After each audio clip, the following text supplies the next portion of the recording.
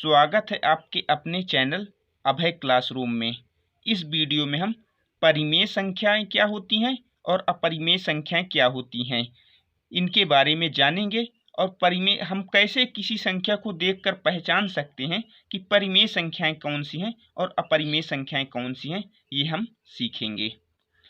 जैसे परिमेय संख्या की परिभाषा क्या होती है कि वे संख्याएं जिन्हें P/Q के रूप में लिखा जाता है। आपको थोड़ी कम समझ में आया होगा कि ये P/Q क्या है। अभी मैं आपको क्लियर करूंगा कि ये P/Q का रूप क्या होता है। PQ पूर्णांक हो तथा Q 0 नहीं होना चाहिए, Q नॉट इक्वल 0। वे संख्याएं जिन्हें P/Q के रूप में लिखा जाता है परिमेय संख्याएं कहते हैं। PQ क्या होने चाहिए? पूर्णांक होने चाहिए। तो हम जान लेते हैं क्या कि पूर्णांक होता क्या है। तो 0 से आगे की संख्याएं 1 2 3 4 5 डैश डैश डैश अनंत तक, और 0 से पहले की -1 -2 -3 अनंत तक। ये क्या होती हैं? परिमेय संख्याएं होती हैं, मतलब पूर्णांक होते हैं। ये 0 से आगे 1 2 3 4 5 6 7 8 डैश डैश अनंत तक, और 0 से पहले -1 -2 -3 -4 -5 ये अनंत तक, ये क्या होते हैं? पूर्णांक होते हैं। अब इसके हम कुछ उदाहरण देखते हैं तब क्लियर होगा। जैसे 1/2, क्या ये परिमेय संख्या है? आप कह सकते हैं हाँ ये परिमेय संख्या। क्यों? क्योंकि P/Q के रूप में भी लिखी है। देखो P की जगह लिखा है 1, Q की जगह लिखा है 2, तो P/Q के रूप में भी लिखी है। और PQ क्या होने चाहिए? पूर्णांक होने चाहिए। तो देखो 1 क्या होता है? पूर्णांक होता है। देखो पूर्णांक मैंने लिख दिया है, तो 1 भी पूर्णांक है, 2 भी क्या है? पूर्णांक है, इसलिए क्या है? परिमेय संख्या है। और इसके उदाहरण देखते हैं। 5/6, देखो P की जगह क्या लिखा है? 5, और Q की जगह क्या लिखा है? 6, तो P/Q का रूप भी हो गया है ये। देखो P/Q का रूप भी हो गया। अब 5 भी देखो पूर्णांक में आता है, और 6 भी क्या है? पूर्णांक में आता है। तो ये क्या हो गई? परिमेय संख्या हो गई। और देखते हैं 0/1, देखो P की जगह क्या लिखा है? 0, Q की जगह क्या लिखा है? 1, तो P/Q का रूप भी है। देखो ये P/Q का रूप लिखा है। और 0 क्या है? पूर्णांक में आता है। देखो ये 0 पूर्णांक में आता है, 1 भी क्या है? पूर्णांक में आता है, तो ये परिमेय संख्या है। और देखते हैं हम इसको। जैसे 1/0, तो ये P की जगह तो 1 है, और Q की जगह क्या लिखा है? 0 लिखा है, तो ये परिमेय संख्या नहीं होगी। क्यों नहीं होगी? क्योंकि देखो यहाँ लिखा है कि Q 0 नहीं होना चाहिए, Q नॉट इक्वल 0, यानी Q 0 नहीं होना चाहिए। नीचे ये जो Q है ये 0 नहीं होना चाहिए, ये 0 है, इसलिए ये क्या हो जाती है? परिमेय संख्या नहीं है। और हम देखते हैं जैसे -2 -3, क्या ये परिमेय संख्या है? -2 -3, आप कह सकते हैं हाँ, क्योंकि P की जगह क्या लिखा है? -2, और Q की जगह क्या लिखा है? -3, और -2 भी देखो परिमेय संख्या में आता है। -2 -3 -4 -5, और -3 भी देखो पूर्णांक में आता है। देखो -2 भी पूर्णांक है, -3 भी पूर्णांक है, और P/Q के रूप में भी लिखा है।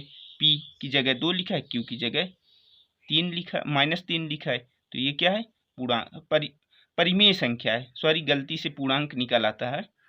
तो ऐसे हम पहचानते हैं। अब आप तो समझ गए होंगे ना, P/Q के रूप में लिखा होना चाहिए, यानी ये जैसे P/Q के रूप में ये लिखे हैं, और पूर्णांक लिखे होने चाहिए।